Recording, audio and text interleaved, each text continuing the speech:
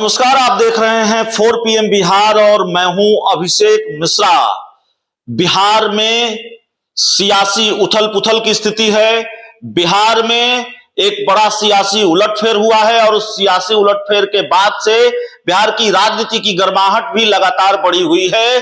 दरअसल इस सियासी उलटफेर के बाद तैयारी बिहार के हर राजनीतिक खेमे में 2024 की शुरुआत हो गई है और जब से ये बिगुल फूंका है मुख्यमंत्री नीतीश कुमार ने बीजेपी के विरोध का या विपक्ष की गोलबंदी का, तब से बिहार की राजनीति में बड़े खेल की आहट, 2024 के लोकसभा चुनाव में बड़े खेल की सुगबुगाहट सुनाई दे रही है। मुख्यमंत्री नीतीश कुमार विपक्ष का चेहरा होंगे, नहीं होंगे, ये अपने आप में बड़ा सवाल है। एक मुश्किल टास्क मुख्यमंत्री नीतीश कुमार के कंधों पर है। वो पूरा कर पाएंगे, नहीं कर पाएंगे, विपक्ष को लामबंद कर पाएंगे, नहीं कर पाएंगे। लेकिन इन सब शोर से इतर, इन सब आपाधापी से अलग एक और खेल होना है बिहार में। दरअसल एक और बड़ी सियासी लड़ाई होनी है बिहार में। सेमीफाइनल नहीं, कम से कम क्वार्टर फाइनल तो कह ही सकते हैं, जिसका जिक्र हम आपको करने जा रहे हैं। देखिए, 3 विधानसभा सीटों पर उपचुनाव होने हैं बिहार में। बिहार में मुजफ्फरपुर की कुढ़नी सीट, बिहार में मोकामा सीट और बिहार में गोपालगंज सीट। इन 3 सीटों पर उपचुनाव होने हैं। मुजफ्फरपुर की कुढ़नी सीट से आरजेडी के विधायक थे अनिल सहनी और एक मामले में सजा मिली और उसके बाद उनकी विधायकी चली गई, इस विधानसभा की सदस्यता चली गई।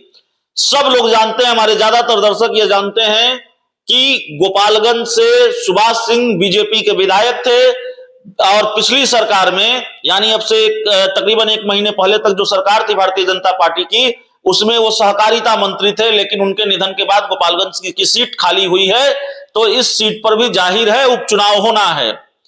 एक तीसरी सीट है मोकामा की और बहुत हाई प्रोफाइल सीट कह ले या हॉट सीट कह ले।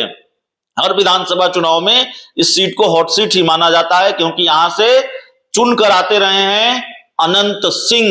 जेडीयू के टिकट पर भी चुनकर आते रहे, निर्दलीय भी चुनकर आए और इस बार आरजेडी के टिकट पर भी चुनकर आए। तो एक मामले में 10 साल की सजा उनको हुई है। दरअसल उनके घर पर रेड हुई थी और रेड में आपत्तिजनक सामान मिला था, मैगजीन मिली थी और भी दूसरे सामान मिले थे, हैंड ग्रेनेड मिला था। और उसके बाद अनंत सिंह को 10 साल की सजा मिली है और उनकी सदस्यता भी विधानसभा की चली गई है। तो 3 सीटें खाली हैं और उन तीनों सीटों पर विधानसभा के उपचुनाव जाहिर तौर पर होंगे। आधिकारिक ऐलान नहीं हुआ है विधानसभा के उपचुनाव का, लेकिन सियासी गहमागहमी अभी से तेज हो गई है।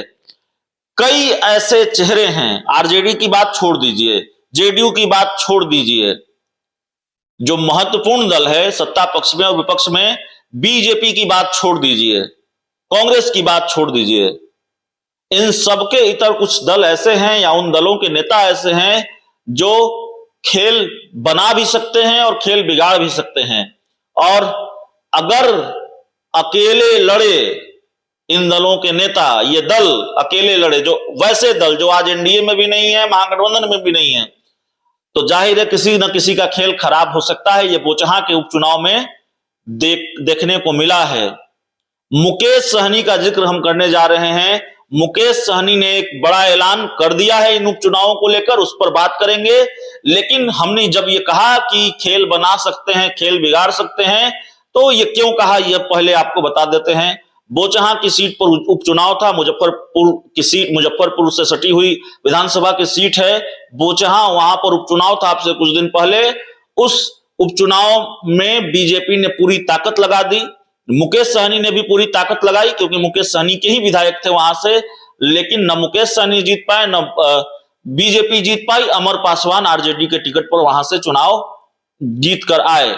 लेकिन मुकेश सहनी ने मिठाइयां बांटी अपने उम्मीदवार के हार पर, इसलिए बांटी क्योंकि उनको खुशी थी कि बीजेपी का खेल हमने खराब किया, बीजेपी को हराया। तो एक बड़ा बयान मुकेश सहनी का आया है और जाहिर तौर पर इससे टेंशन भारतीय जनता पार्टी की बढ़ गई होगी, या भारतीय जनता पार्टी और महागठबंधन दोनों खेमों की बढ़ गई होगी। किसका खेल खराब करेंगे मुकेश सहनी और किसके लिए बैटिंग करेंगे, यह भी हो सकता है। मुकेश सहनी ने कहा है कि तीनों विधानसभा उपचुनाव में वो अपने उम्मीदवार उतारेंगे, तीनों विधानसभा सीटों पर वीआईपी पार्टी के उम्मीदवार लड़ेंगे। और यही नहीं, उन्होंने यह भी कहा है कि उनका संगठन मजबूत है और 10 से 15 उम्मीदवार उनके पास हैं इन 3 सीटों के लिए। बड़े बड़े नेताओं के फोन आ रहे हैं, यह दावा भी मुकेश सहनी ने किया है कि बड़े बड़े नेताओं के फोन आ रहे हैं और वो उसके बाद वो तय करेंगे, पत्ते खोलेंगे आने वाले वक्त में कि इन 3 सीटों पर उम्मीदवार कौन होगा। लेकिन इन 3 सीटों पर चुनाव लड़ने के लिए, मुजफ्फरपुर की कुढ़नी, गोपालगंज और मोकामा पर चुनाव लड़ने के लिए उनको किसी गठबंधन की जरूरत नहीं है, वो अकेले ही मैदान में उतरेंगे। मुकेश सहनी ने यह भी संकेत दिया है कि साधु यादव, तेजस्वी यादव के मामा लालू यादव के साले साधु यादव, जो 2020 के विधानसभा चुनाव में बसपा के टिकट पर सीट से लड़े थे और दूसरे नंबर पर रहे थे। हालांकि वोटों का जो मार्जिन था, हार जीत का जो मार्जिन था वो 35,000 से ज्यादा का था, लेकिन अच्छे खासे वोट हासिल किए थे गोपालगंज सीट पर साधु यादव ने। इस सीट से वो सांसद भी रहे हैं। तो उन्होंने संकेत दिया है मुकेश सहनी ने कि साधु यादव भी वीआईपी पार्टी के उम्मीदवार वहां से हो सकते हैं, ऐसी स्थिति और परिस्थिति बन सकती है। तो मोकामा पर भी उम्मीदवार उतारेंगे, मोकामा सीट पर भी, गोपालगंज सीट पर भी और मुजफ्फरपुर की कुढ़नी सीट पर भी उम्मीदवार उतारेंगे। मुजफ्फरपुर में बड़ा प्रभाव माना जाता है मुकेश सहनी का, लेकिन असली खेला गोपालगंज में कर सकते हैं मुकेश सहनी अगर साधु यादव को टिकट देते हैं तो, और साधु यादव से उनकी कोई बात बनती है तो। यही नहीं, यूपी, कमोबेश यूपी जैसा हाल है बिहार का, और यूपी में ओम प्रकाश राजभर जो खेला करते रहे हैं बीजेपी के साथ, अखिलेश यादव के साथ, बीजेपी के साथ, अखिलेश यादव के साथ, वही खेल मुकेश सहनी भी कर रहे हैं।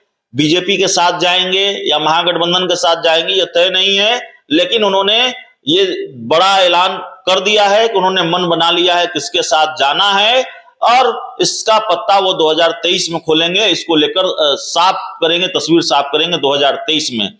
माना यह जा रहा है कि मुकेश सहनी को मनाने की कोशिश बीजेपी कर रही है और एक बड़ी डील का ऑफर देकर उनको एनडीए में लाया जा सकता है, ठीक उसी तरह जैसे चिराग पासवान को बड़ी डील का ऑफर देकर एनडीए में लाने की कोशिश हो रही है और जिनके बारे में यह कहा जा रहा है कि वो केंद्र में मंत्री बनने जा रहे हैं।